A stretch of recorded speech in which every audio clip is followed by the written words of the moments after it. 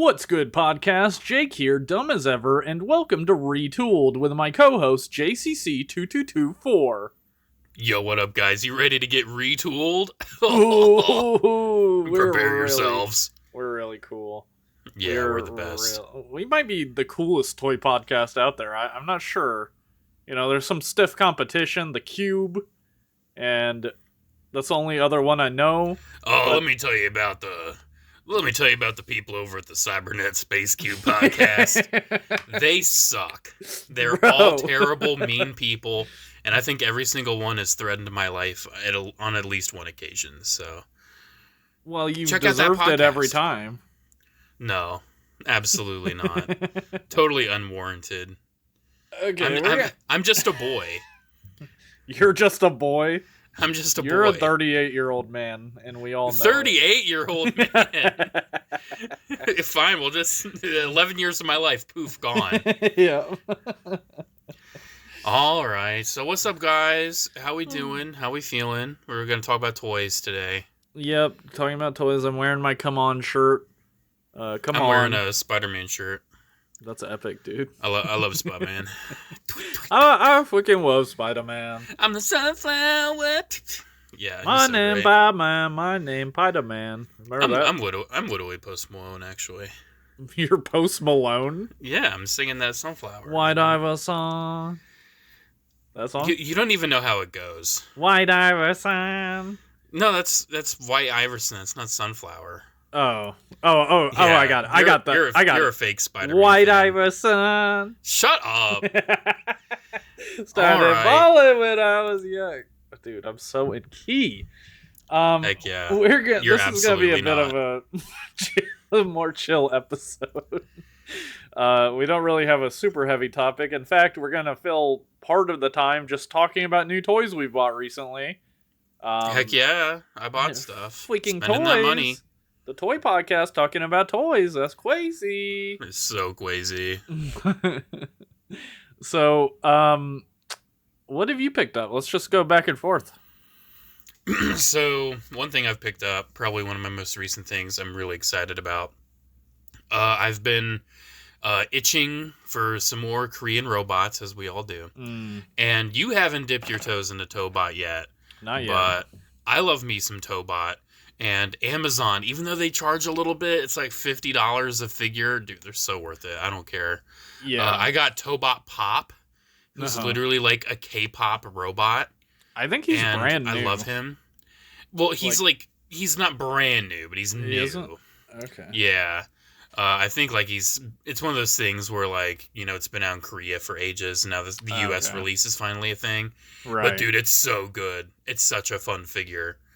The leg articulation's actually really cool and clever. I love the color scheme. So he's like a blue and orange convertible sports car, and this series of Tobot has they're called oh my gosh, Coroids. Of course you would frickin' know. Of course you would know.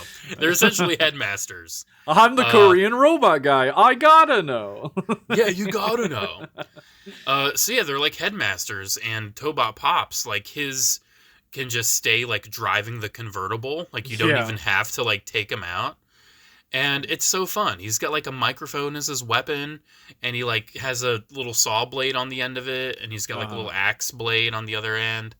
Articulation's really nice. The arms are a little awkward, as most Tobots are. There's just a little tinge of awkwardness to the articulation. Yeah. But it still works, and it's still tons of fun. It feels amazing in hand. It's a Tobot. They pretty much all feel amazing in hand. If you're interested, I don't think you would need to get the whole collection because they're all kind of samey.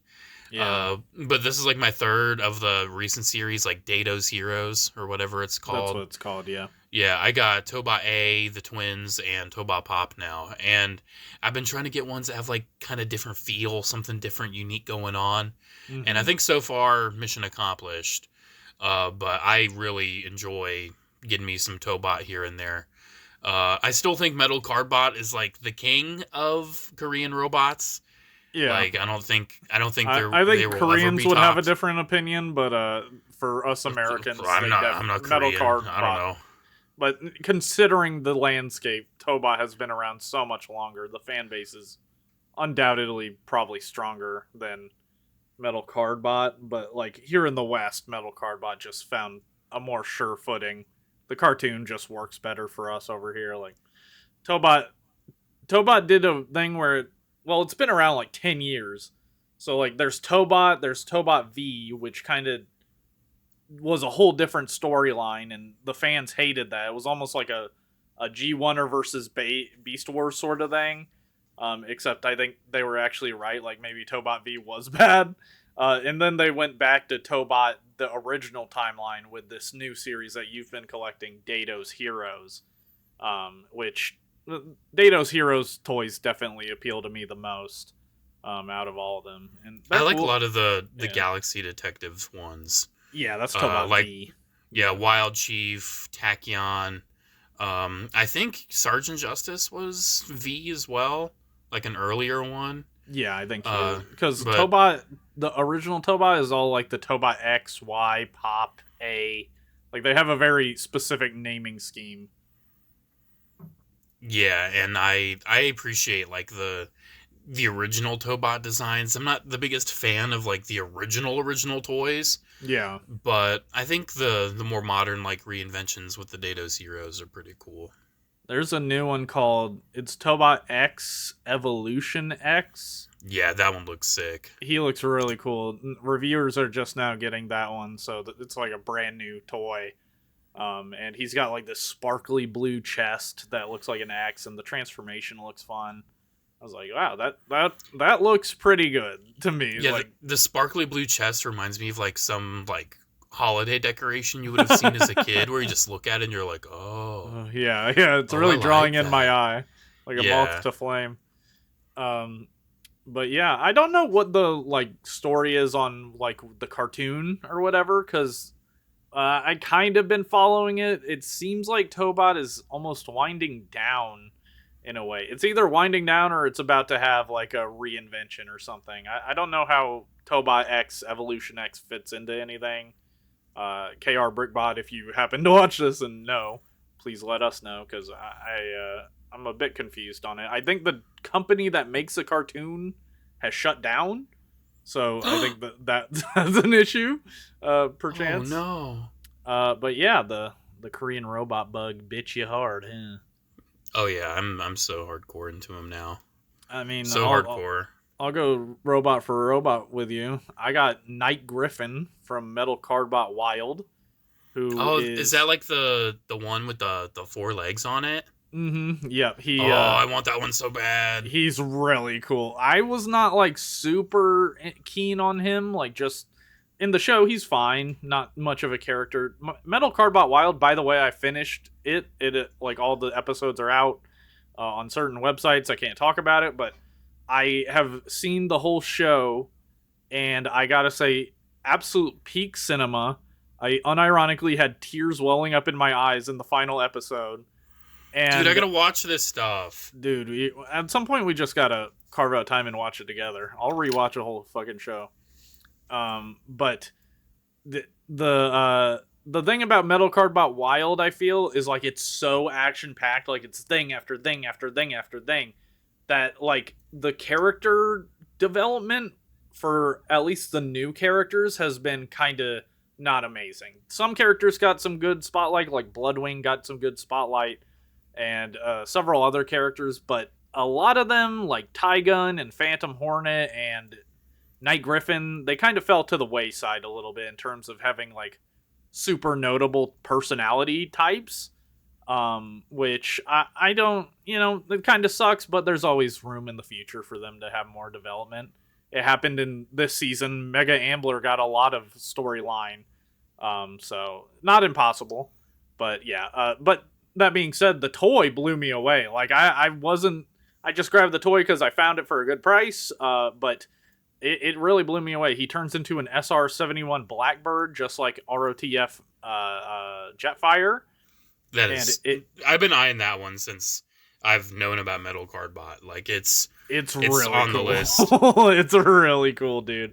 He's got like a lance as a weapon, and his hand has like specific articulation so you can like angle it downward like you would need for like a lance attack, you know, because you don't hold it like a sword, obviously.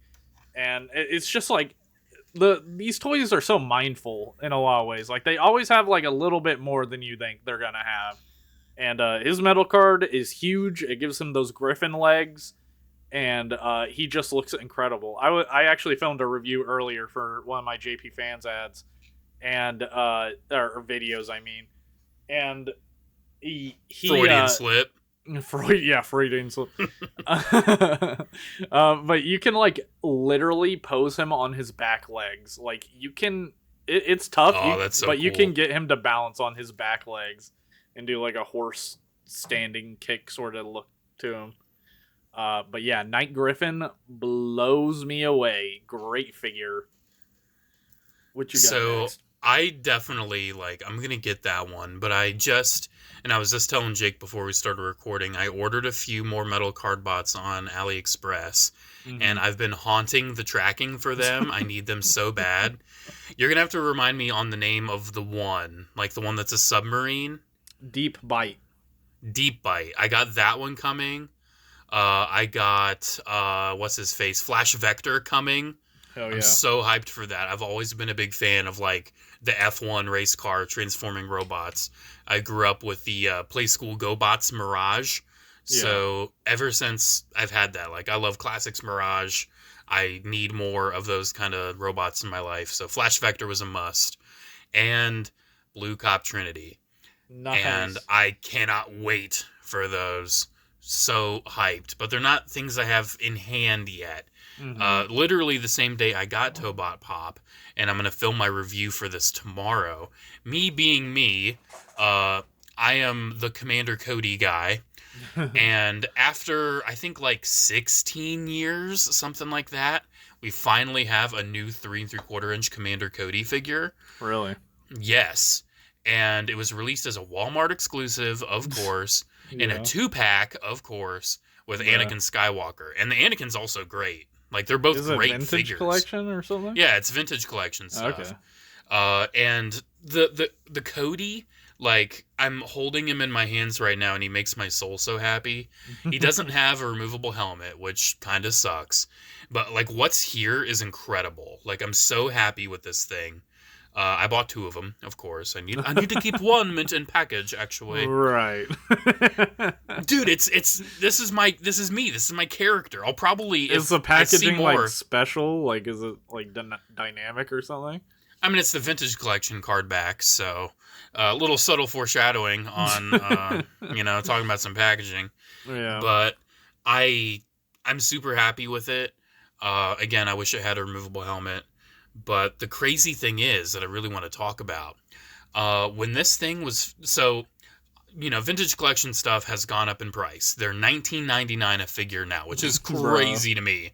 And I told myself I will only pay that price if it's a clone. Like, those are the only figures I'm paying $20 for. Yeah. Unless they make, like, the most coolest, freaking most epic figure of all time, it's only going to be the clones. And they did a 2-pack with Obi-Wan and an airborne clone trooper, and that retailed for $40. And I sucked it up, and I'm like, oh, whatever. And I got a couple. And I found another one on clearance for like $20. I was like, heck yeah, let me get another one. Yeah. But this, the rumor, the listing, whatever, was saying that this 2-pack was going to be $50. They're going to shoot it up by $10 just because F you. The Cody and Anakin one? Yeah. Wow. And I'm like, what the heck? This is my boy. I don't want to do this. This is crazy, but I have to. That's it's $100. Yeah. If it was literally any other character, I wouldn't do this. But it's literally my favorite character of all time. Like, I personally identify with this character. I mean, look at my freaking channel. This is Cody we're talking about. But the crazy thing is, when it went up on Walmart's website, it was only like $45 instead of $50. What a savings, bro. So I was like, huh? What? So I'm like, oh, whatever, let me just pre-order these. So I pre-ordered a couple. And then the crazy thing is, Walmart lowered the price as a sale, quote unquote, to $40. Okay. And I'm like, what the heck? That's what it should have been. Yeah. And thankfully Walmart like retroactively changed the price on my pre-order, like down to the $40. But still, I was like, what the heck? This is There's crazy. some weird stuff going on with the prices fluctuating. Like, I'm pretty sure Amazon has a bunch of Transformer stuff for the old prices, like pre-price hike earlier this year. So I don't know. Like, it seems like websites, especially, they fluctuate. It's so inconsistent now. It's crazy. Like, you're used to, like, some websites, it's like a smaller business adding a buck or two. Like, that's one thing. Yeah. But if you're, like, a main retailer, like Walmart, Amazon, Target, and, like, your prices are fluctuating between each other, like, what's happening? Everything's a mess.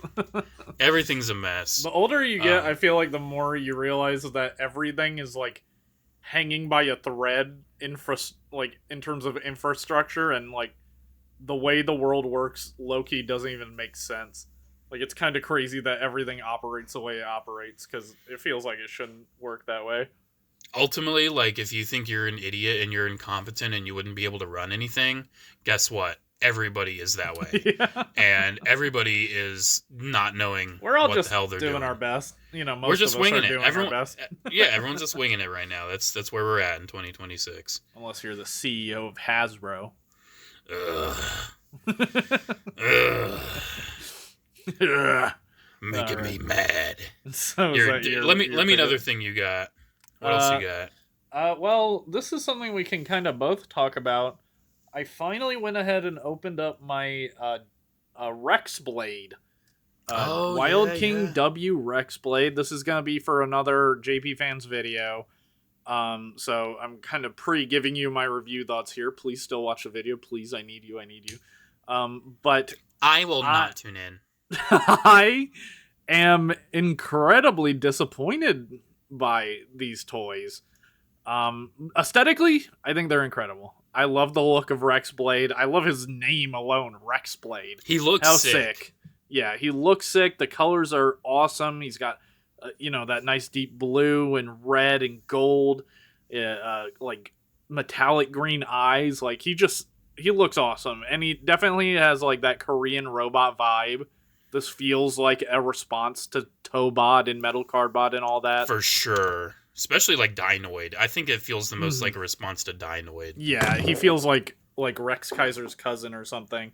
Yeah. And Megatron and Optimus are okay. Like, I think they're fun. They're fun aesthetically. I like Optimus's yellow windows. I think that's interesting. Yeah, kind of classics-esque. Yeah. Megatron is a bit more boring, but they're fine. They're chunky robots. My big issue with them is the combination gimmick they've decided to go with. And I love the idea of the combination gimmick. There's also a bunch of animal transformers called Energy Beasts. And I have Lightlong, who is a giraffe. And I have a lion guy whose name I don't know. And I have a wolf guy. And they're all really cool. They all share, like, basically the same mold with, like, slight retooling between all of them. But they basically share the same transformation scheme, essentially. And they can become limbs for the larger robots, legs and arms. The way they've gone about implementing this idea is haphazard. Essentially, the way you connect them is like 2 5mm ports that are like half as long as you would expect them to be, and they just do not securely plug in at all. Absolutely not. They fall off so easily. Transforming Megatron is a literal nightmare because he just falls apart. Like, you cannot transform that guy normally. Like, how did they pass like the quality control? I don't know. Like, if they just would have popped together in like some little way, like some subtle little. I think they should have used C-clips or something. Like I really think they should have chosen a much, much more secure connection method. Because that's the issue. Like, the stuff just falls off. Rexblade, he is fine as a piece. I can actually transform mine pretty consistently without any pieces falling off at all. Optimus and Megatron have it a lot worse. But when it comes to combining all the energy beasts to Rexblade, it's a nightmare. like he just falls pissed apart me off so easily. much when I opened mine. Yeah, it pissed me off so much because I have him with 2 arms. I have him with the wolf, and then with Hydrophant. Yeah, and I think it looks really cool, but like as soon as I want to pose the arm, boop, it just comes off. It doesn't comes off. Yeah, it's so annoying. And I also have the only one you don't have is the one I think is the best. What's his name? Lord Dragnus, I think. He is sick. He is so sick. He feels like a mix between Transmetal Megatron and Prime Predaking. Yeah. And I love him. And I would say he probably has the issue the least. He will still, like, some parts will come off, but I feel like I can actually, like, pose him and play with him a bit more and a bit better. And I love how you can, like, take the dragon head and swap it on the arm like true Beast Wars Megatron style. Yeah. Like, it's fun. It's really fun. But, I mean, parts still come off. They still fall off. And I think it's something that just wouldn't work in the U.S. because I don't feel like the U.S. toy market is really made for pieces anymore. And things where, like, it's little elements that you have to put together and reconfigure, because I just think, you know, Hasbro probably thinks American kids are too stupid for that. I don't know. That's probably what Hasbro thinks. Yeah, I wouldn't say they can't work. I just don't think they're, like, worth bringing over. Unfortunately, I mean, if you disagree, please sound off in the comments. I'm totally fine with someone disagreeing on that take, but I just feel like these could have been so much better.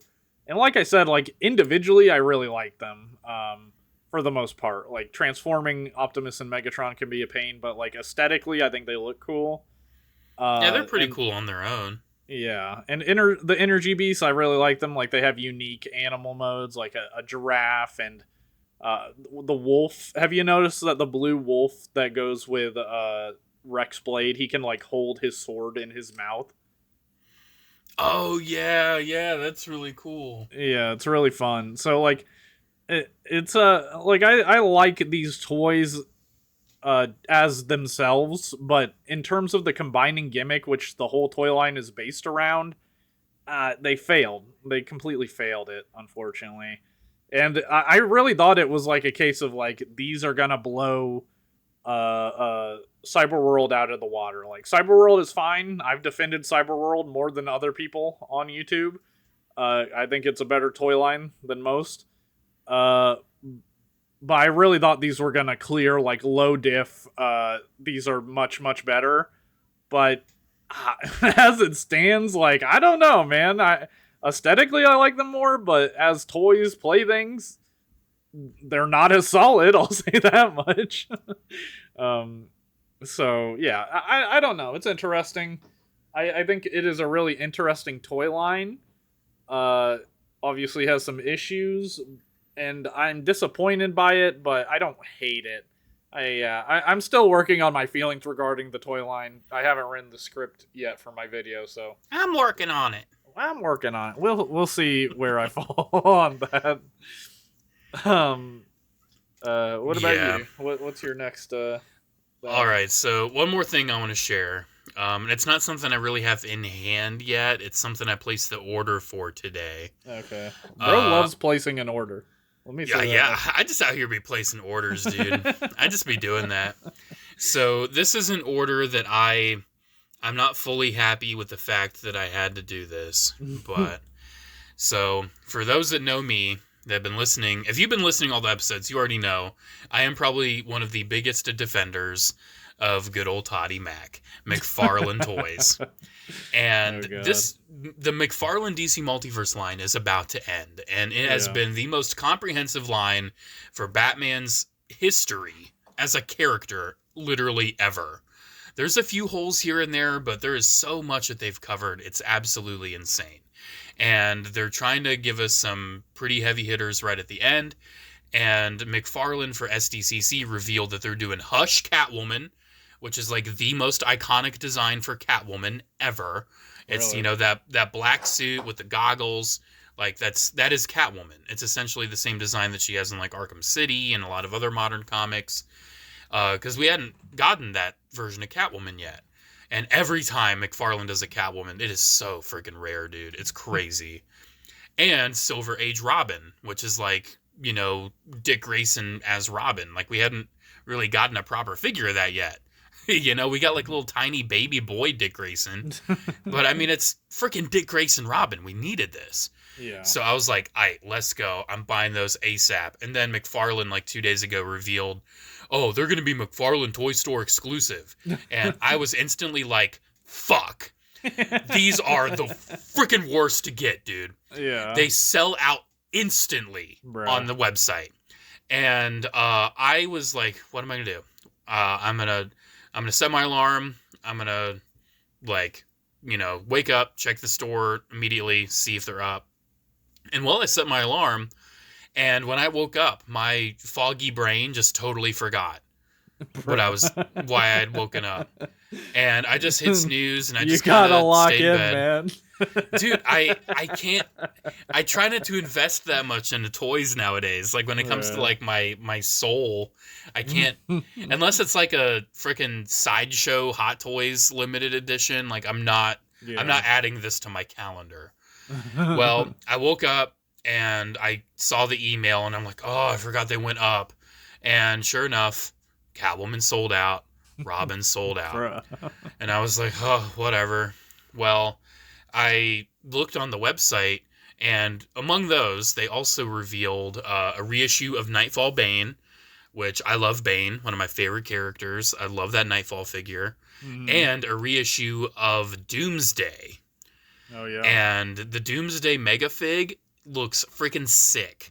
I'm not a big Superman fan. It's not really something I need, but it looked really cool. Well, I was on the website. They're all sold out except for the Bane reissue because it's a reissue. Yeah. But then I saw the McFarlane was selling all 4 of them in a bundle for like $20 off, and it was still in stock. All 4 of them for a bundle, $20 off. Okay, yes. So you could get the 2 you wanted. Did you not have the Doomsday?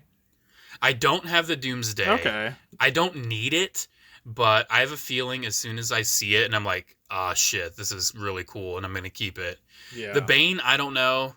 The Bane's really, like, it's one of my favorite characters. I've always kind of wanted a Mega Fig in the box still. And hell, Michael Mando's going to voice him in the Nightfall animated. For those that don't know, Michael Mando, he plays Scorpion in Spider-Man Brand New Day, and Nacho Varga in Better Call Saul. Amazing actor. And he's from Far Cry 3. Yeah. What's his name? Vaz? Yeah. Such a great actor, and him as Bane is such a great casting. So I don't know, if I go to a con one day and frickin' Michael Mando's going, I might have him sign it. I don't know. But You should have him sign the Mandalorian, like a Mandalorian figure. Bruh. Hey, Michael Mando, here's a Mando. That's probably I love you already. as a Mandalorian. Oh, I love you as a Mandalorian, Michael Mando. But yeah, I went all in, ordered all 4. I don't regret it. I'm sure it'll work out. It was like 170 shipped. Oh, yikes. But I genuinely, like, the feeling that I get with McFarlane DC figures is just, when it comes to standard non-robot action figures, like 6-7 inch scale, it makes me feel a thing that no other company makes me feel. I genuinely enjoy and love them, so I'm super hyped to add those to my collection. I know I rambled on those a bit, but I had to give the exposition, the lore, the story, and I'm hyped to get that Catwoman finally. It looks like one of the best Catwoman figures ever. I'm so stoked. Well, we could think of, like, in the most coping way possible, we could think of it like, since McFarlane is going to end, you're going to save a lot more money, so you might as well buy the bundle of 4 figures for $170. Oh yeah, that's because I'm not committed to getting the Mattel yet. Yeah. Like, I don't think I'm gonna go in on that. Yeah. Like, I don't think I can. I thought about it, and I got some of the first wave, and I need to get the Mr. Freeze because that looks really cool. Well, isn't that in like a multi-pack? Yeah, so I got to get a freaking multi-pack. Yeah. And I'll have an extra Batman. Once I'm gonna try and pick up the rest of Wave 1. I have Flash coming in the mail right now. I just need Joker and maybe Batman. I might not pick up Batman because there's gonna be so many Batman. I don't really. Well, dude, I'll probably have an extra Batman. I'll probably, if you want one of my extra, we might make it work. Okay, yeah. But yeah, honestly, that is a way that I've kind of coped with it. I've been like, this line's about to end. This is going to be the most comprehensive and complete Batman action figure collection ever made. Because God knows Mattel is not going to go as far into the character of Batman as Todd has. Probably so not. I'm like, dude, they're finishing off with an absolute Batman that's Walmart exclusive. Freaking kill me. Dude, if I gotta drop $100 on that thing, I'll do it. It's I gotta end this collection with a bang. Like I'm glad they are getting to do an absolute Batman. That's cool. Yeah, and it's an elite edition that's like a $50 figure that genuinely looks like it would be worth it. I mean, is it like the absolute Batman's scale? Huge. Yeah, it's like the 7-inch scale, so I'm sure he's going to be huge. Yeah. He comes with so many different weapons. He comes with like an alternate head. He has his crazy wings and everything. I'm so in on that. I just gotta that, and then I think they still have like, is it like Golden Age Batman and Robin? I think they revealed at SDCC too. Like I have no idea. Like a 60s comic style for those characters. Other than that, I think there's a few holes I don't think they're ever going to get around to, which kills me. Rachel Are there any figures that they did put out that you didn't get yet that you still need? Not a lot. I still need Two-Face from The Dark Knight. I passed on that wave when it came out, and now it's like crazy money. And that's the last one I need for those characters. McFarlane did like some Batman where like you could pop off his head and like replace the cape with a different one, and that was also a McFarlane Toy Store exclusive, and I never got that one. There's a few here and there, a few cherry picks, a few nitpicks, some that are really like super cheap to get. Like I haven't gotten the Dark Knight's Metal collection yet, where it's like, oh, here's an alternate universe where Batman is the Cyborg and he's evil. Batman's Green Lantern and he's evil. Batman is Aquaman and he's evil and also a woman. Like those figures are so cheap and inexpensive. Like I want those. I'll get them eventually. But I can't wait to have like, I already have a shelf where it's like just a massive spread of all these different iterations of the character from so many legendary comic book storylines. They never did a Long Halloween Batman. That's one I'd love to see them do before it ends. But I'm so happy with the experience of collecting this line. It's such a damn shame that Mattel is absorbing everything that is good and pure in the world. Because, dude, they're taking over TMNT, too. And at first, I thought it would just be Playmates. But no, the NECA TMNT line is dead now. Yeah. Like, that's done. They only had one figure to show at SDCC. One figure. That's nuts. That was NECA's biggest thing. You walk into a Target, there's a whole section for NECA TMNT. And all that's going to be gone. That's nuts. And I can guarantee you Mattel is not going to make collector figures in such a depth that McFarlane did. Or not McFarlane, NECA for that. Like, Mattel is not going that deep. No way. Yeah, if I had to guess, they're probably going to cover multiverse-esque releases. Like, I could see them doing classic and then also doing, like, 2003 and 2012. If I'm doing a TMNT collector line, that's what I'm doing, man. I'm doing as many different multiverses as I can, covering a lot of bases. I mean, that's what NECA did, and they started with the 2012, and they can't finish it. Yeah. Like, what the heck, dude? 2012 fans are suffering. That sucks, man. There's so many cool characters they could have done from that. Yeah. I'll say it's surprising how many companies had access to TMNT in the first place. Like, there were literally so many every toy different company TMNT. has made them. Yeah. Name a toy company. I can tell you they've made them. Well, Mattel's already made TMNT figures before with the Turtles of Grayskull. Yeah, Mattel did them. Hasbro's done them. McFarlane's doing them right now. Like, freaking everybody has dipped their finger in the in the soup of Ninja Turtles. In the turtle soup. The turtle soup. There you go. My last two things, a couple of Transformers Age of the Primes pickups, actually. Picked a couple things up on sale from Amazon. I finally picked up Micronus Prime. I'm, like, pretty much out of collecting any Primes. I don't really care. If I found Onyx for a good price, I would get it, but I don't think I'll ever find that for a good price, so not gonna get it. But I did need to grab Micronus Prime because he literally transforms into a Minicon panel, or an approximation of one anyway. It's basically a disc with the Minicon logo on it. And once I saw that when he was revealed, I was like, I'm gonna need this at some point. And he's cute. I like the concept. Like, I like the little battle armor he comes with that can turn into like a Code Lyoko bike. I think that's cool. Maybe not like the most fantastic figure in the world, but he's fine. He's cute. But basically what I have going on is the armor's sort of sitting on my Armada shelf with all the rest right now.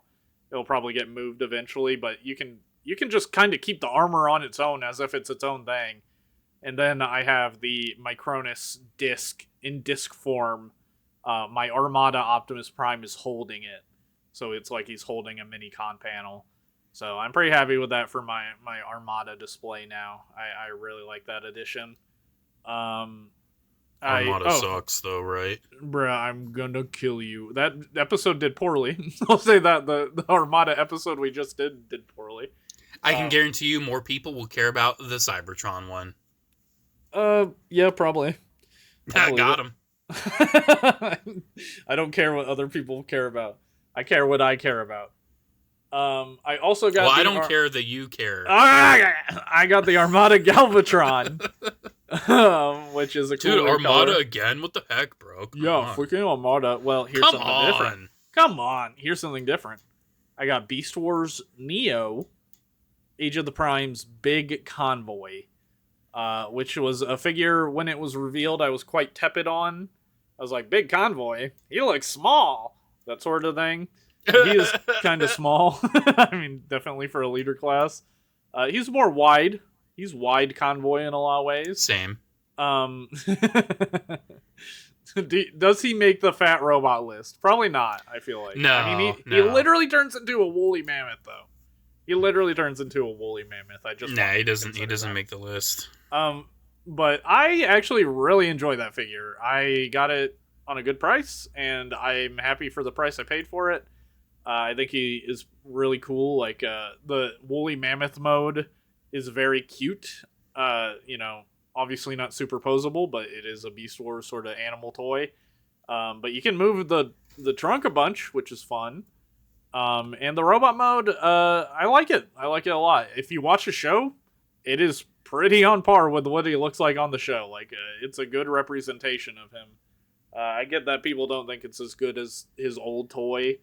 Beast Wars Neo toys are pretty good, but I like him. I think he's good. I'm a fan. And I watched the first couple episodes of Beast Wars Neo because I bought it, and I liked those episodes. I thought it was neat. It's all on YouTube, by the way, if you ever want to watch it.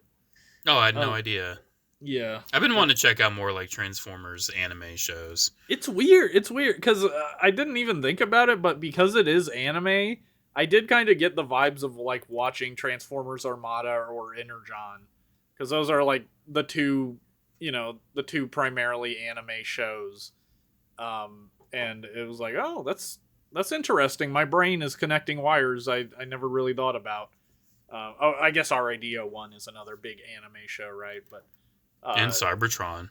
Cybertron, yeah, but I know the characters are 3D in Energon, but I feel like Cybertron is so like robot centric to where like human characters are barely in the show that like I barely think about the human characters being 2D animated. Like, there's so much 3D robot stuff going on in that show. I don't know. Maybe it's just me, but and that's why it's the best one. Actually, I think at its core, Transformers is about the relationship between humankind and the Transformers. So who cares about the humans, bro? I care about the humans, bro. Literally no one cares. Literally no one cares. One thing I want to speak on about Big Convoy is I don't have the new one. I've seen it plenty of times, and like it looks neat, looks whatever. But I have, before the shipping and everything, like from Japan, got crazy. like around like 2019, 2018, on Hobby Link Japan, I got the Encore version, like the Japan re-release of Big Convoy in like the anime accurate colors. Nice. And that figure is so freaking cool. Yeah. I love it so much. It just, all the gimmicks, all the features, the chonk, the feel, the paint, it's fantastic. And every time I see the new one in stores, I'm like, I literally already own this, and the one I own is better. So I don't buy it. But I do want the mold. I either want it in like the Universe Nemesis. Yeah. Either the Nemesis Big Convoy or my favorite iteration, Ultra Mammoth. Oh, yeah. And I think Ultra Mammoth, wasn't it some like TFCC BotCon, whatever, freaking fan club exclusive?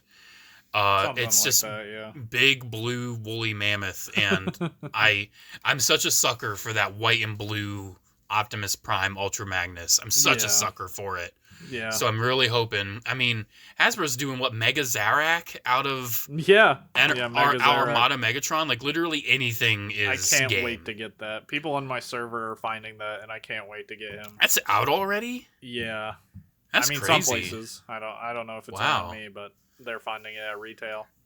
But yeah, I think that toy shows that literally anything's a game. So all I got to do is just sit back and wait for a deco on that one that I want. Dude, Cryotech. Where are you, Cryotech? Shut up. Don't freaking... Oh, that kills me. Dude, I want Cryotech so freaking bad, dude. Isn't it weird that Dragon Megatron went on such deep discount? Like, why did people not buy that? That's a really good toy. Like, so it is, I consider it like from the modern era of leader class that started, I would say like Siege was what started the modern era of leader class. Absolutely. I think that Dragon Megatron is the best leader class. Yeah, from the modern really era. Good. I need to pick it up again at some point. I had to sell it a while ago. But the reason why it was so cheap was because they released it once and pretty much everybody that wanted it got it, but it kind of dried up a little bit. And this was during an era where Hasbro just kept like reissuing these characters and figures, and like they re-released it in like the next Legacy line, and they just made so freaking many of it in the re-release, and like everyone had already bought it, so it just sat around, and like collectors already had this thing, so it just went on clearance, and I'm sure like a lot of kids got this like $25-$30 Dragon Megatron. And their lives were changed because that toy is freaking sick. Yeah. It is one of the best leader classes, period. I did a video ages ago talking about like my top 10 favorite deluxes, and I said I was going to do them for different size classes. I haven't done that yet. But when I do, that Dragon Megs is going to be on that list. And it's going to be on the same list as like ROTF Leader Prime, Cybertron Leader Prime. Like it's going to be among some greats, dude. Yeah, it's a great... That was the first Transformer I bought with YouTube money. Was that Megatron on discount on Amazon. So I bet it felt so special. Yeah, not special enough not to sell, apparently, now that I think about it. But so we do have a larger topic at hand. I don't know how in-depth this topic is really going to be. But we kind of wanted to talk about packaging, toy packaging of all kinds, not just Transformers, but whatever toy packaging. And we kind of just wanted to talk about our favorites. JCC wants to complain. I don't really care. Yeah. I love complaining. Bro loves to complain. Do you have like examples of stuff you like? Yes. Okay. So maybe get the complaining out of the way first, and then we can talk about the positives. All right. So ultimately, I'm just gonna say it right now: toy packaging nowadays freaking sucks, dude. Yeah. It sucks. I mean, there's some that are still pretty okay. I do want to shout out what I think is the best modern toy packaging right now, and it's gonna come from two companies. One that is a no surprise. Shout out to Ron Bondujon, but Jada Toys has some pretty awesome toy packaging. Yeah. Their The Street Fighter ones are awesome. Yeah, the Street Fighter package is so cool because it literally is shaped like an arcade cabinet, and there's so much detail. It's so immersive. Their Scooby-Doo line, like the window literally has like the smoke from the intro. Yeah. It's so creative. Even the Mega Man box is pretty neat. Like, yeah. And then there's cereal mascots. It's literally the cereal box. Yeah. And you open up the flap and you see the toy. Like, that is so cool. But the other company that I think has a pretty cool toy package right now is Mattel, a company I'm not the biggest fan of, but their Masters of the Universe Chronicles toy packaging is so fresh. The Chronicles? Yeah, the Chronicles box. I like it. It just feels a little bit... to me, it feels a little bit like every other collector packaging. Like, it's fresh, it looks nice. But it feels like what the collector packaging should be, because there's still color, there's still, like, nice character art, and there's, like, nice angles and shapes to the box itself. I'm specifically speaking on the Scareglow box, because that's the only Chronicles figure I have is the Scareglow. Yeah. And that box was so, like, even the feel of it, the physical feeling of this package was so, like, it's nice cardboard. Solid. It's nice, solid cardboard.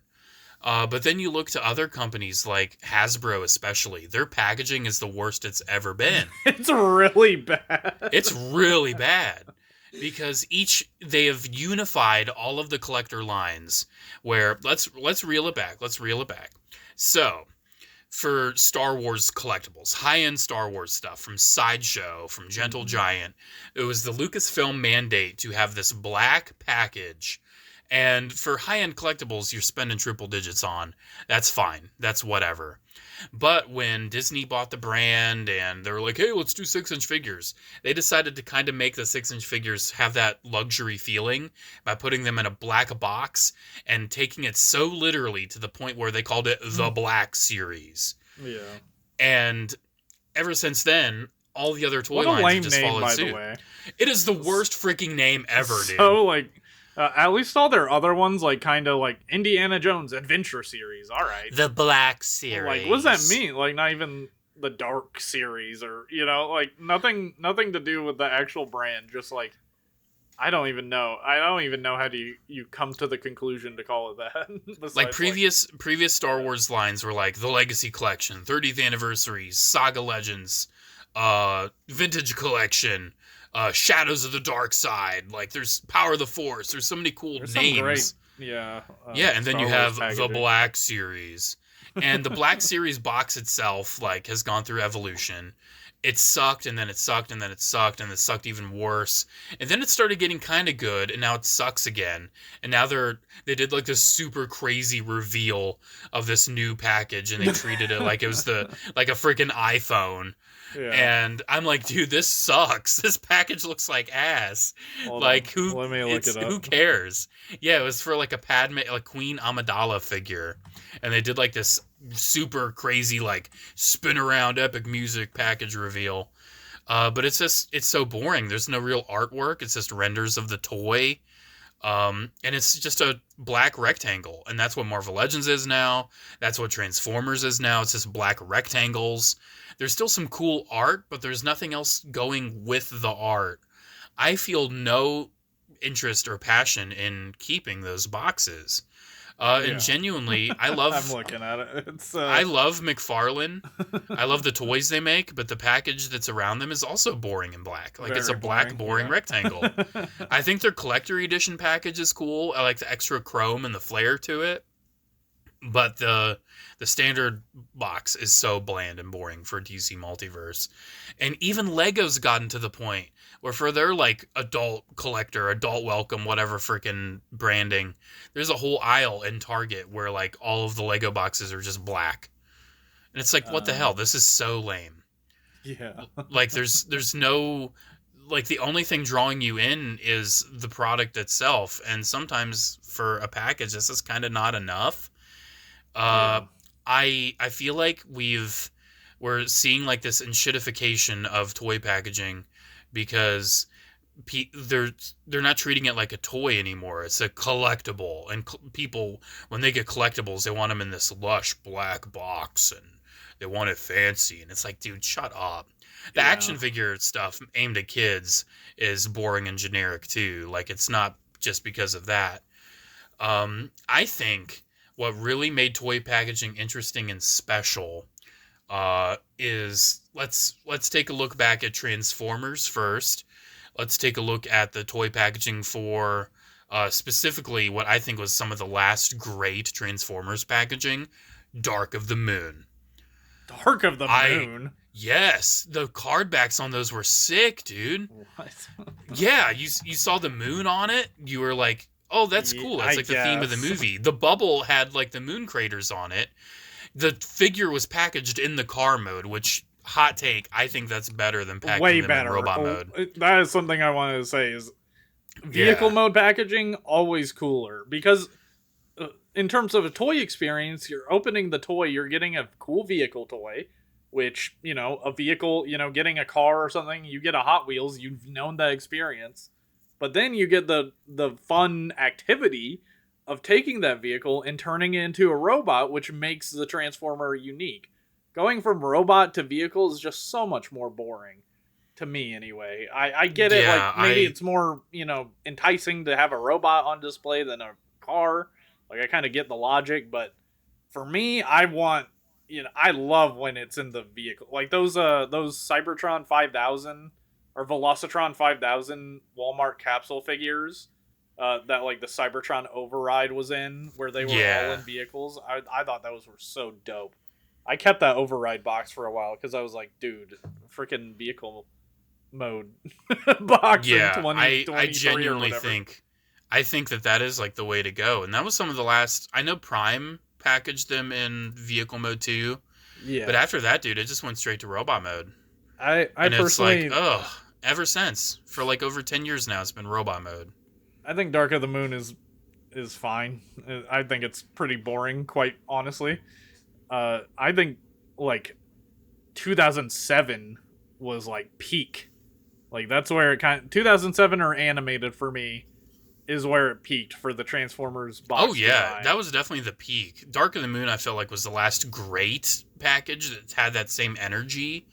But dude, like the animated box had a lot of fun and flair to it. I loved the artwork. I loved the shape. The 07 box, also fantastic. And I also loved seeing the the Voyagers and the Leaders, like, being in these larger boxes. And the Leaders, dude, and that big window box where you saw the whole toy and you could do the try-me's. Like, that was, like, you got excited seeing that in the store. You're like, oh my gosh, look at this freaking thing. This is awesome. And now the big Transformers, like, either they're really lame, like the big Bumblebee or the Cyberworld Scorponok, where it's like, this is not an ROTF Leader Prime. Like, this is not on that level. No, not on the same level. This is a kiddie toy. This isn't something that's like an event.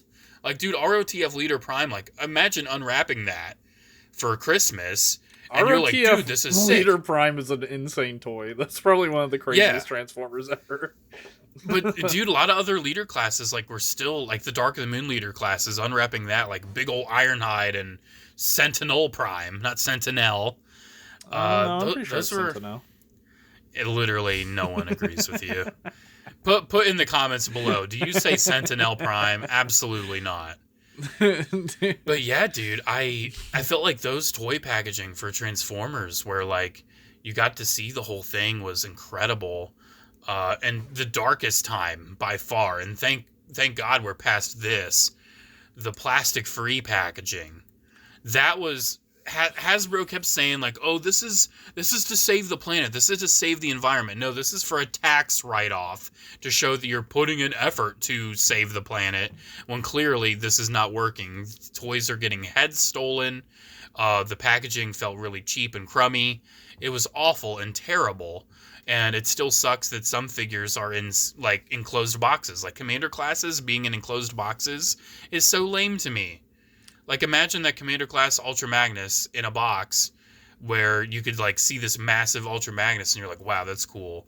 But see, the thing is, like, imagine Onslaught for $100, this tiny little figure, and then like a big freaking rectangle.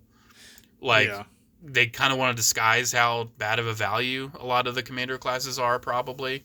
But man, I kind of don't care about the enclosed boxes. Like, you look at Japan, a lot of their toys are exactly like that. Like, you don't really see what's inside till you get it. Like, that is true. I never really cared all that much. I like when you can see the toy, like, aesthetically.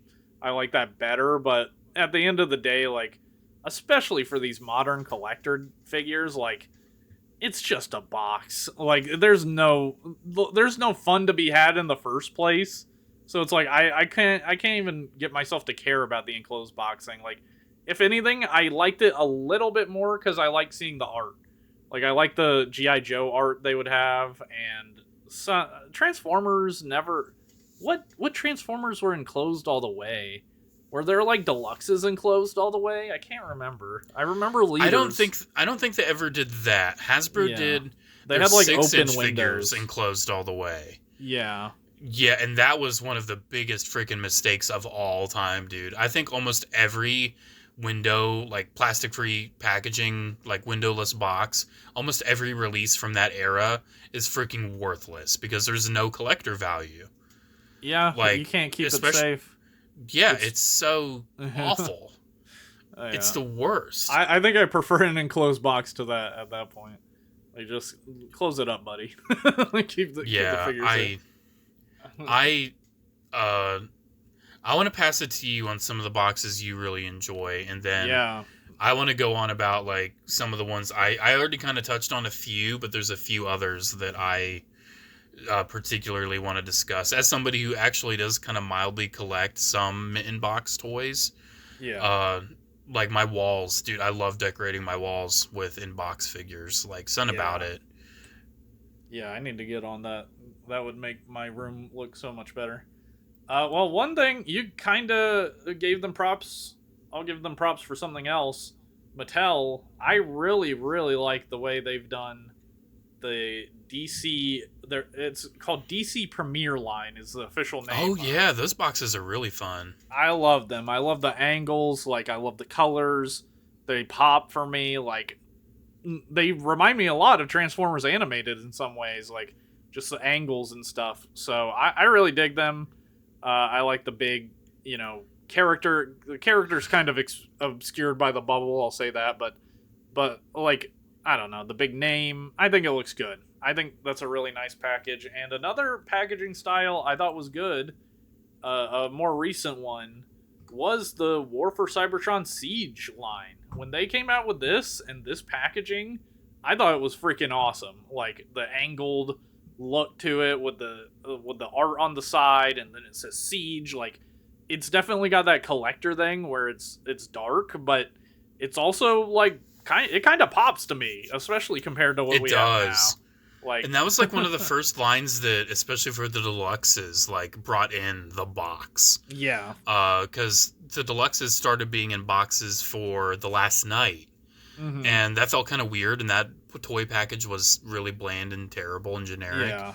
But Siege, like, I think they kind of nailed it at the start with how to get, like, a boxed figure. Yeah. Because the artwork on the side was really sick, and you got a very clear look at the toy. And the toys were incredible for Siege. Dude, just the Siege, like, logo, like, just tilted to the side, like, I don't know, it's got attitude at the very least. It does. It has a lot of attitude. And then I think the Earthrise box looked like ass. The Kingdom box was fine. Well, the Kingdom, they started, like, shrinking the size of the window. And it's like, dude, this doesn't look good. Yeah, but Siege, like, Siege was the last great Transformers packaging to me. That's when I really got full back into the franchise with Siege. And the packaging was one of the things that enticed me. I was like, damn, that's cool. That's got, like, style to it. Yeah, I'll definitely give you that one. That one's really nice. Keeping on with Transformers, gotta give it the G1 packaging. G1 has some of the most iconic packaging art to me. I love the grid lines. Everything about it is just so freaking cool to me as an old toy. I feel like old toys, it's like 50-50 on if the packaging is sick or not. and Transformers just nailed it, bro. I can see why kids would be attracted to this in the 80s versus other toy lines, because, like, dude, look at it. You can see the toy and vehicle mode. You got that awesome picture of Optimus Prime on the right-hand side, or whatever Transformer. You can see the function of it right there at the top. Like, yeah, dude. I feel like G1 packaging, they nailed it. They nailed it, dude. Heroic Autobots versus evil Decepticons, and the color shift in the packaging. Like, I gotta give it props. So I think for me, like, the G1 package is the same as, like, the vintage Star Wars package, where, like, it's incredible and it's so nice looking. But in the modern day, I'm so freaking sick of seeing it. Well, like, yeah, I'm sick.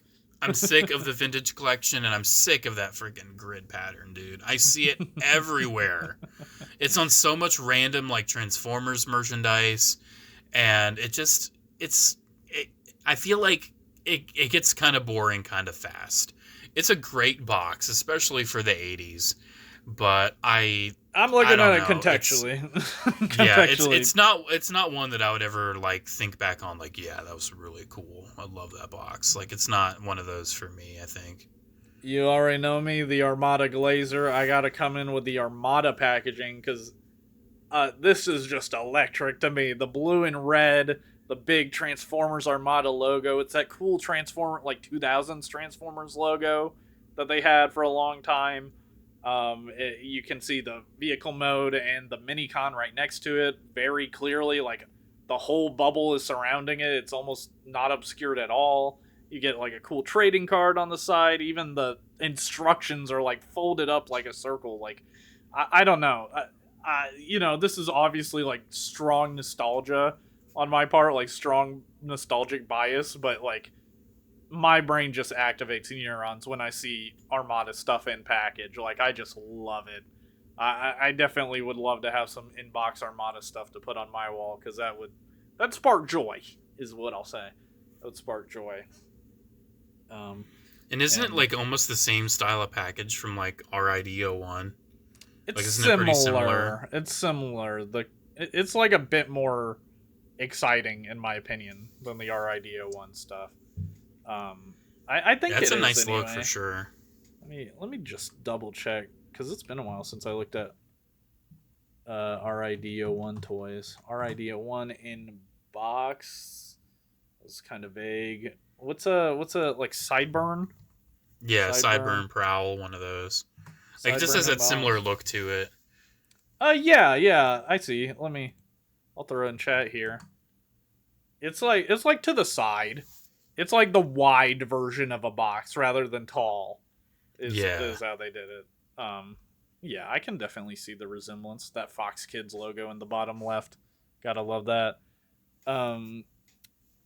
Last Transformers thing I have is, I want to see if it's the one that I'm thinking mentioned of. It's Transformers 2007. Just an iconic packaging, first live action movie, and I feel like this packaging exudes the live action movies, like, style. Like, the red Autobot logo or Decepticon logo, depending. The Automorph technology on the rim there.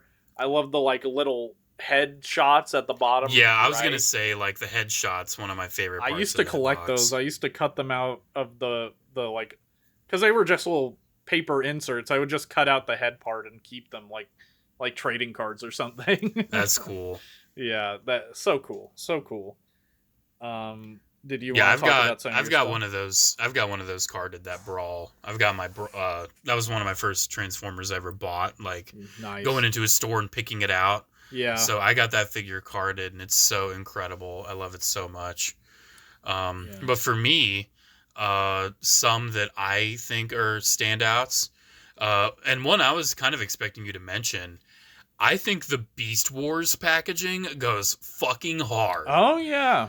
Yeah. I love 90s Kenner packaging. I think Kenner just killed it with everything they did. Like Legends of Batman, animated series, Beast Wars, the Power of the Force package is also really sick from Kenner in the 90s. But I think they peaked with the Beast Wars card. Like the number one, I think Transformers on card backs is the peak. Like that's what Transformers should be on. They should be on card backs, not in boxes. Okay. And I like that big, dino eye and like the scales and like the early version with the rock on the bubble.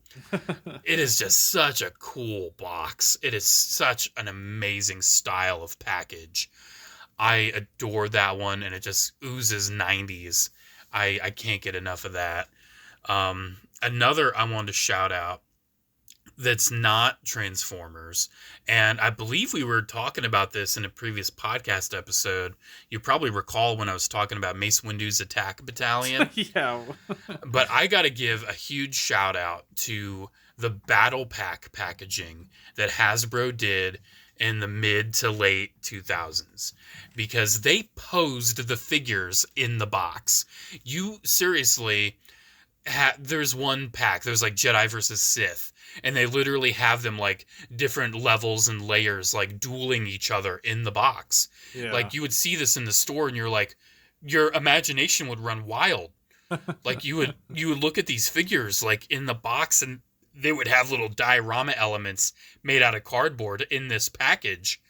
I personally have two. I'm starting to collect these MISB.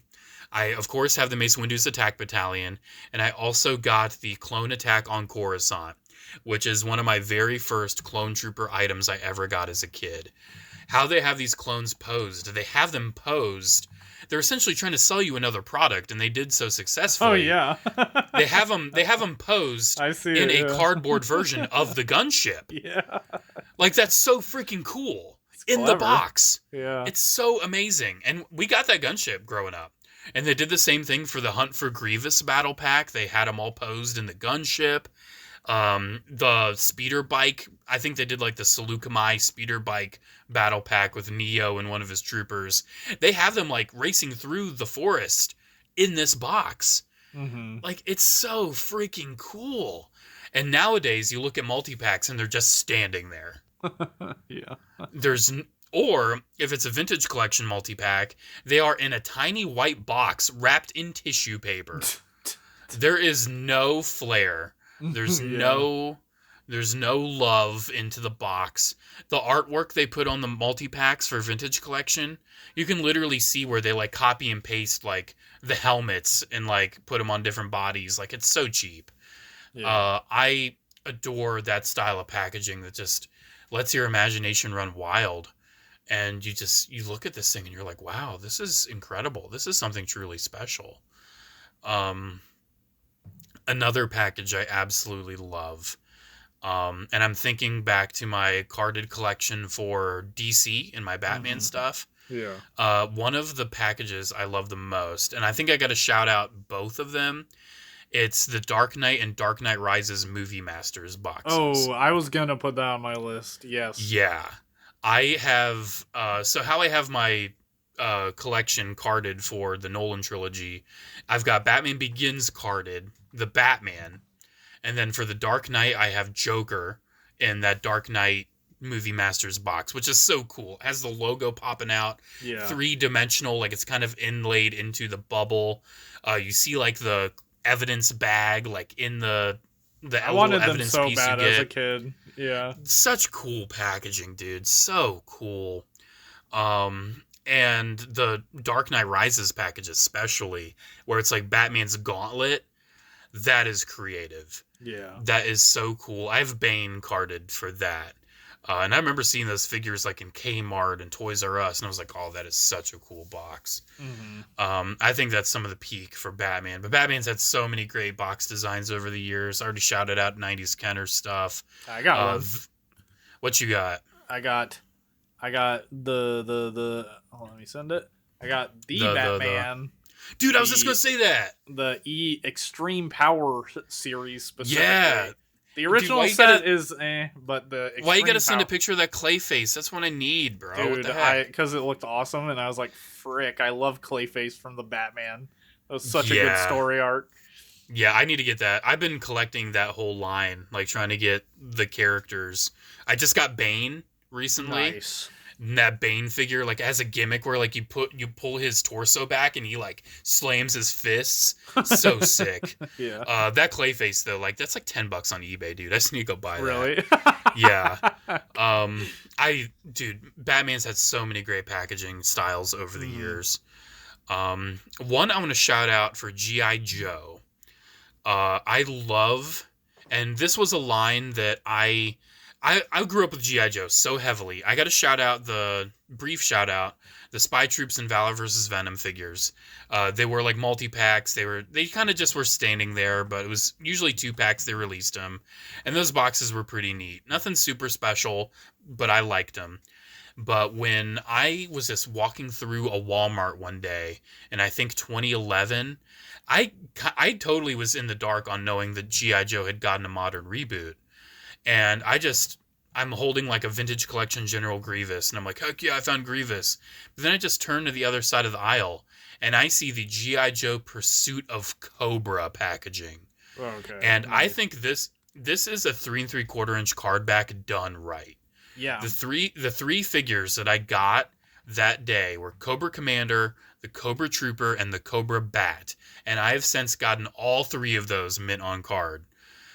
Those card backs, number one, the artwork was so sick. I loved the artwork on those. Such great like character pieces. And then you got like this really dense bubble just packed full of accessories. Yeah. Like you looked in this little bubble for a 3 3/4 inch figure and you're like, wow, there's this head, there's that headgear, there's this weapon, there's that weapon. Like, especially the Jungle Bat that I got. It had a freaking minigun in there, dude. Like it had a freaking minigun packed in this bubble. Yeah. And I absolutely adore that package, like the slick G.I. Joe logo. I thought that was, and of course it shouts out the hub. Rest in peace to the hub. Whenever I talk about the hub on a video, I always get people commenting about it. Like, why was it called the hub? Yeah, that's like, bro, every time. Every time you bring up the hub, people gotta reference that. Every time.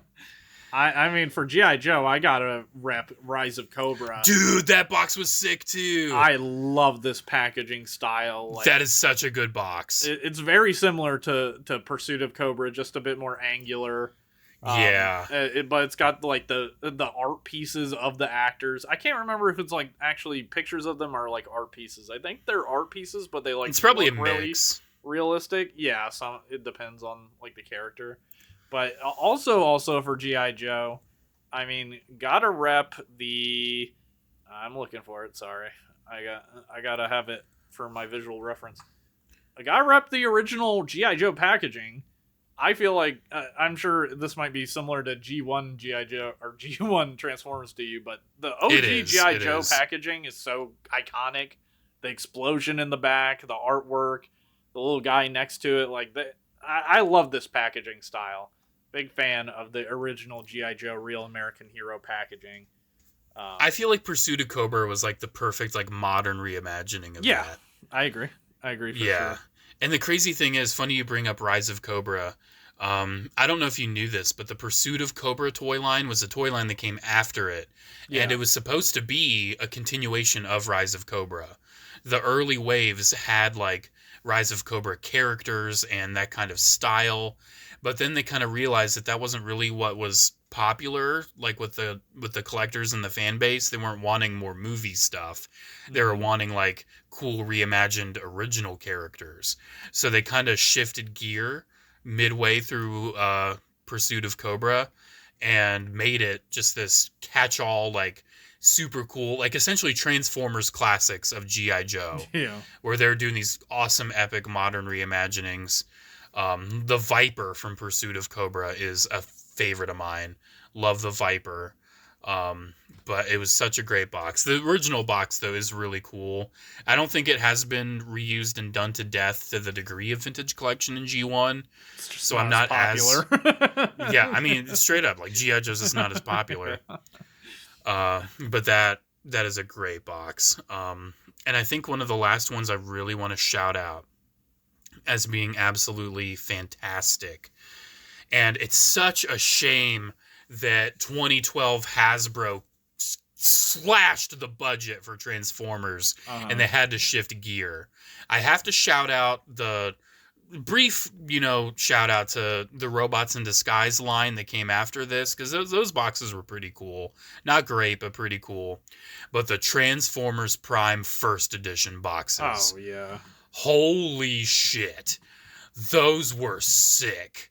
That's a dark box done right. Yeah. The Voyagers were like in this entirely, like, for a lot of people that like just stay in the action figure realm, my sister-in-law, she collects dolls. She collects like Monster High stuff and things.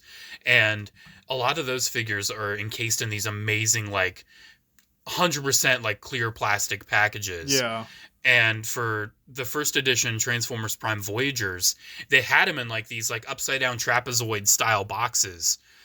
And they looked so awesome. It looked like your toy was in a display case in the box. Yeah. And the deluxes had these really cool bubbles and the lightning effect. Amazing artwork of the character. It kills me I do not have a first edition figure in box. I gotta get one. I am so freaking in love.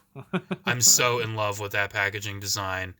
I cannot believe how fantastic it is. Is that like your last one? Because I have like a smorgasbord of other ones that I've picked out.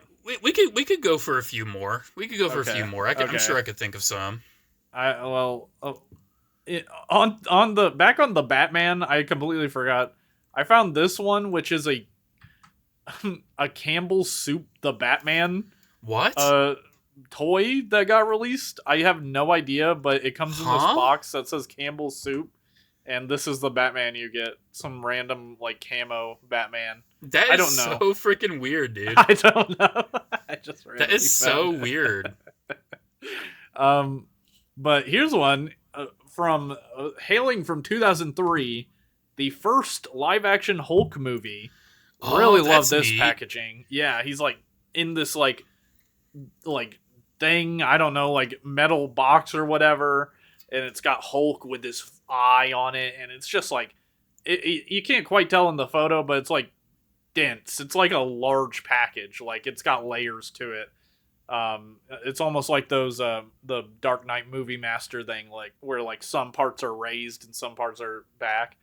I always thought these were freaking awesome boxes. I got a bunch of these toys as a kid, and probably because the boxes look so freaking cool to me. Yeah, I had a couple. That box is really nice. I don't think I really remember the box too much from when I was a kid, but it has that early 2000s energy, like so much. Yeah. And then from the first Shrek movie, Shrek by McFarlane. I don't know. I just really like this box. The purple, the green, Shrek's big ass fucking face. I don't know. It's just shout out to Austin the Brimstone on that one. Shout out Austin the Brimstone. We gotta have him on at some point. Yes. Talking about Shrek toys. Oh my gosh, it'd be so great. But I've always loved that packaging. The Hasbro Shrek 2 packaging is also fine. It looks like Shrek's head, kind of. It's very egg-shaped. It always looked more like an egg than Shrek's head to me. But, yeah, I've always liked the first movie packaging. Speaking of movie packaging, superhero movie packaging, the Walmart exclusive limited edition Spider-Man 3 packaging. Yeah, those are clean. Dude, I wanted these so bad as a kid. I thought they were so freaking cool looking. Dude, 2000s Marvel figure packaging was goated. Yeah. The Iron Man 1 toy line, too, was another pretty good box. Mm-hmm. Compare this to freaking the Spider-Man that you can get, the A-level Spider-Man box, like, oh, so freaking boring compared to something like the weird like blue and yellow. Yeah. Yeah, that's rough. That looks great though, the Spider-Man 3. Dude, it's so awesome. So Bionicle, gotta say, one of the great packaging toy packages of all time. Like the canisters were such a good idea. So iconic. So different too. So different. And these original ones are fine. I actually did not grow up with them. I started with the Metro Nui era, but my absolute favorite have always been the Bionicle Baraki canisters because they're so interesting. They're like upside down, like the lid of the canister is on the floor. It looks like jagged rocks, and then it's all blue to indicate like the water because they're underwater villains. And I always thought they were so awesome. Like, I love these canisters, and I use these as like part of the backdrop for a lot of like playing. These would be like buildings or whatever. I had the Paraka canisters with like their heads on them. Yeah. And dude, I threw those out, man. Oof, bad decision. I was like, dude, these are taking up so much space, and I threw them out. Yeah. I mean, I've never been like big into Bionicle. I mean, I obviously had toys growing up and everything.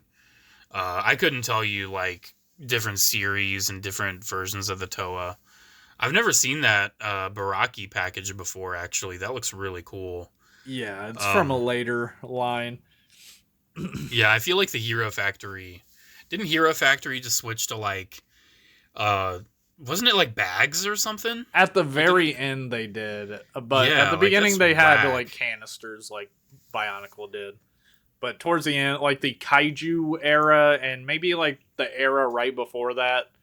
Because I don't know Hero Factory as well as Bionicle, but I know like maybe the last two series they did had those bags, which when I saw those, I was like, how far have we fallen, bruh? We got the Ziploc bag. Yeah, that's rough. That's so rough. Another Spider-Man toy line I loved, and the packaging I loved, Spider-Man Origins. This was a line from, I don't know when, like 2006 or something from Hasbro.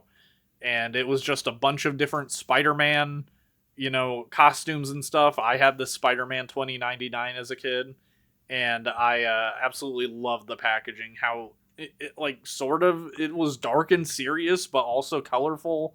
It's got all these different art styles of Spider-Man. It's got like the movie Spider-Man, McFarlane Spider-Man. Really, really cool packaging. I love this one.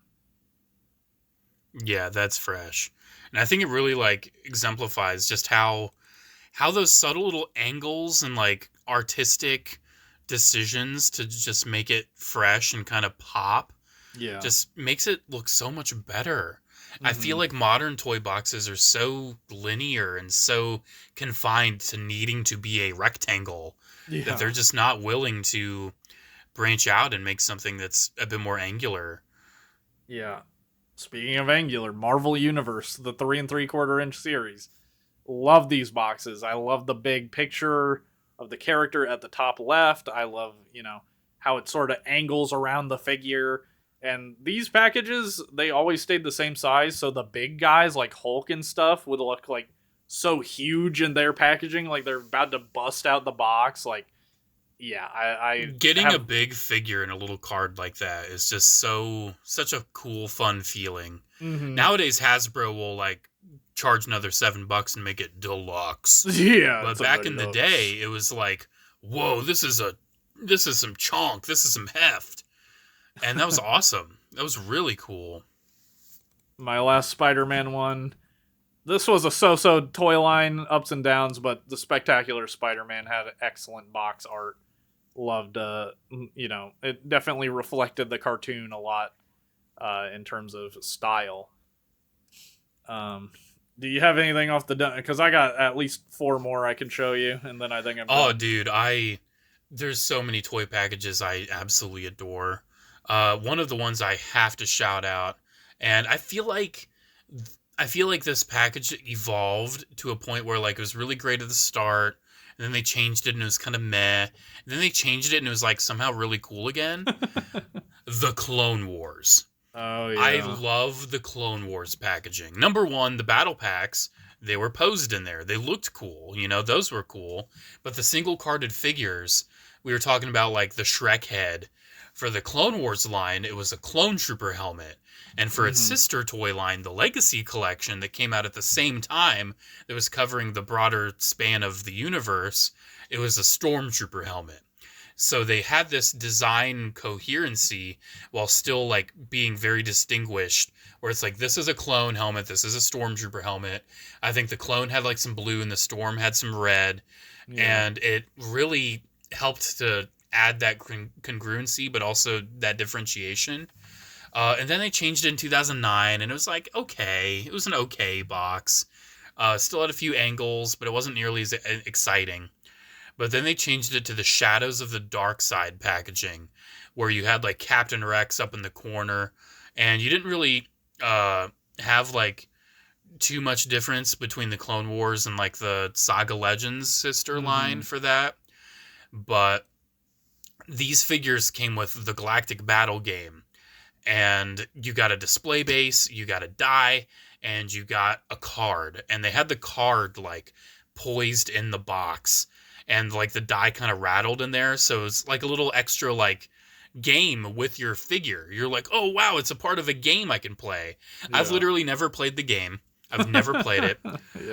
But some releases like battle packs and vehicles came with like play mats, like whole like freaking like Dungeons and Dragons style play mats with like scenes and things for you to like play out your battles for the game. Super cool package. I love that one. But both of the first and the last Clone Wars, well, it actually wasn't the last. The last kind of sucked. I'm not even going to talk about that. But the Clone Wars line was really great. Another package that I genuinely really enjoy. You were talking about Spider-Man. Yeah. I have to shout out the 90s Spider-Man package, the animated series package. Mm-hmm. Biz. Yeah, the Toy Biz ones. That just... I love that 90s Spider-Man aesthetic. I grew up with a lot of that. I grew up close to a vintage toy store called the Earth Collectible Toy Mall, and they had a whole wall full of like, you know, Kenner and Toy Biz superhero stuff. And I remember every time I saw that 90s Spider-Man box, I'm like, that is fresh. That is so good looking. Yeah, the like purple the and dark, yellow. Yeah, the city, the web, the bright yellow Spider-Man. Such a cool box. That Spider-Man logo is awesome. That's always been my favorite Spider-Man logo. Yeah, I swear, is this a Mandela effect thing? I swear, in Spider-Man 3, when Venom is like on TV and Peter sees it, he sees like Venom has made the webs on the construction building or whatever, and he's written in his webs Spider-Man in that logo, in that font. And I feel like I freaking made that up because I can't find a picture or footage or anything of it. I feel like I made it up, and I feel it's been crazy. too long since I've seen that movie. I can't vouch, dude. I think I'm actually crazy. I mean, you are. Regardless, you are crazy. Mm-hmm. Yeah, that package is really cool. I don't have an original one carded, but they, for a retro line, they re-released. They did a Silver Armored Spider-Man Marvel Legends in that package style, and I have that carded, and it's fantastic. Yeah. I feel like I got to shout out the OG Marvel Legends box. The whole clamshell. I'm not the biggest fan of clamshell packaging. I know NECA did it a lot, and McFarlane, but I loved it for the Toy Biz Marvel Legends. Those were really awesome because you, number one, got so much in the box, especially when they were doing Build-A-Figures, and you got freaking Hulkbuster and Hulk and all these other massive characters in these clamshells, but you also got comics. It was a comic book figure with a comic.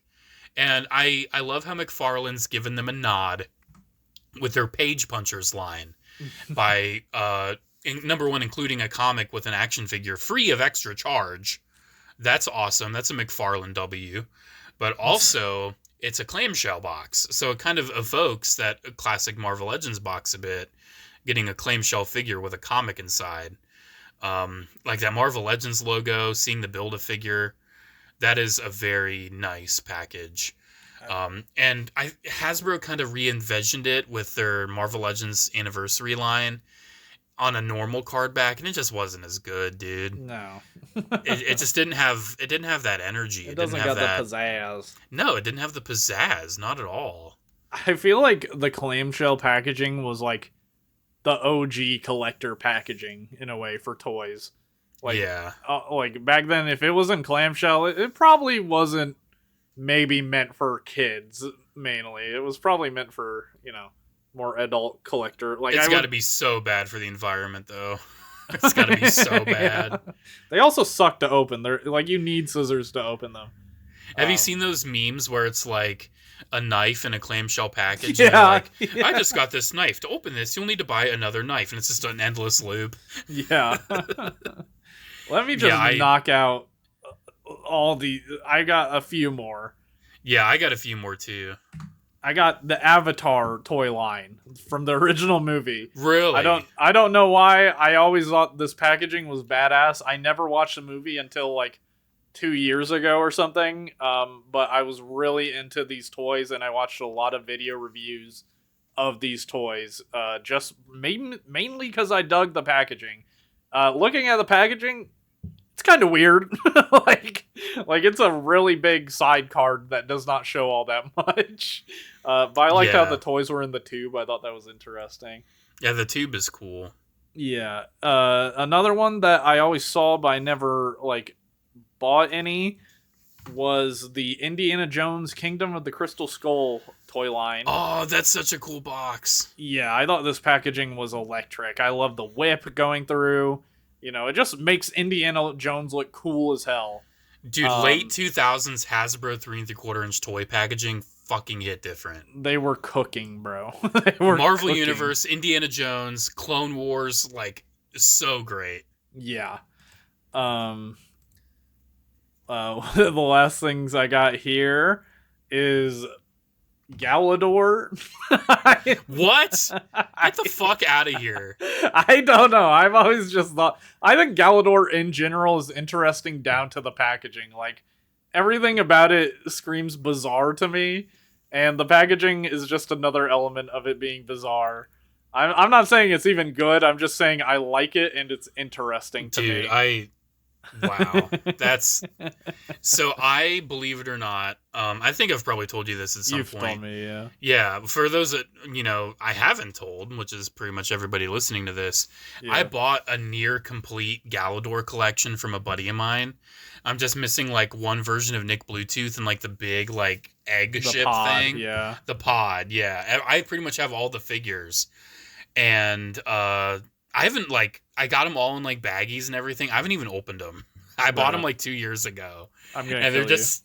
They're sitting around waiting for me to make a video someday. Make the video, bruh. I got them for $5 each, dude. I hate you. I hate you. And my last such thing. A weird toy line. Street Sharks. I was going to mention those. Yeah, they are super cool. They come in these plastic cages. You can keep the cage. It's almost like a Bionicle-esque. You can keep the cage, and they have this cardboard around them. And they actually remade the Street Sharks a few years ago. Yeah, and the box is just as cool. Yep, did the box exactly the same, and I really appreciated it. So yeah, Street Sharks, really cool toy line packaging. Probably the most iconic thing about Street Sharks to me is this packaging. I think the most iconic thing is Vin Diesel doing the commercials. That is pretty iconic. Yeah. Okay, what are your last ones so we can wrap up All this right, episode? so we a went few over more. Again. Always. So a few more I gotta shout out. My favorite movie of all time. This is the last Star Wars package I want to shout out. I feel like it would be criminal if I didn't. The Revenge of the Sith packaging. Right. So literally fiery. I loved the shape of it. Kind of oval looking, kind of dome-like. It's got the Vader helmet. It's got the duel between Anakin and Obi-Wan in the background. Such a fresh box. And for the anniversary last year, they did 6-inch Black Series figures in pretty damn good replications of this box. Yeah. And they did Commander Cody in the box, which for me was genuinely making a weird childhood dream come true. Because when I was a kid, after watching the movie, I was obsessed with Commander Cody and I wanted a figure. Well, his figure came out the next year in 2006 in the Saga collection. Cody, the main clone in the movie, never got a Revenge of the Sith release. Damn. But the Black Series line, the anniversary line, gave us a Commander Cody on a Revenge of the Sith card. So That was so cool. The thing that sucks, though, kind of bringing the thing full circle, the figures on the ROTS cards were posed. They were in like little poses. Their lightsabers were held up. They were like holding their guns up. Yeah. And for the Black Series, they're just standing there straight, just arms down. Boring as always. Hasbro can never make it exciting. Got to have their helmets off so you can see the head underneath. But another package, I just want to mention a couple more. The Lord of the Rings Fellowship of the Ring boxes. Have you seen those? Those are pretty snazzy. They're pretty snazzy, dude. Toy Biz was cooking with that Lord of the Rings line. I used to have a pretty, not complete collection because they made so much, but I had a decent amount of characters, and I cut it back to just the toys that I felt were very impactful. But that package was just so cool and fun. It's a green packaging with the ring. Yeah, around the figure. Yeah, it's a cool look. It's a really cool look. That's one that I probably wouldn't mind getting carded one day. They did change the package for the later movies to just kind of a rectangular card back, and it wasn't nearly as good. Yeah. But that is a really cool fresh box. And a couple more. I'll leave it at these two. And I don't feel like this one is that necessarily special, but it's special to me. I feel like I got to shout out Gundam at some point. The Mobile Suit Gundam in Action card back. The SD Gundam Force card back was pretty cool, but the Mobile Suit in Action, the MSIA, there's a few different variations of it, and it just always looked so cool. I would say my favorite was the Battle Scarred, because they released this whole subline of hey, let's take all these Gundams and fuck them up. Yeah. Let's take a look at the battle damage that they faced and dealt in the anime and give them that battle damage in the action figure. And that card back where it says Battle Scarred. It's so early 2000s. So cool. I'm looking at it. It looks badass. Yeah. I have the classic Gundam in the Battle Scarred carded box. Nice. And I feel like that's actually a case where the US box is better than the Japanese, because the Japanese, they were in they weren't on card backs, they were in boxes, and it was pretty much just a silver box, not really a lot of detail or design. And I this is the last box I'm going to shout out, and I know I'm going to kick myself in the foot, because I'm going to look on my wall and I'm going to see another card back, and I'm going to be like, oh, I wish I mentioned that in the podcast. Bruh. But this one is kind of bizarre, because this is a box that I think everybody wanted, and they never made until more recently. Buzz Lightyear's box. Okay. This is a box. Where? From what? From the movie. But what? Buzz Lightyear's box from the movie.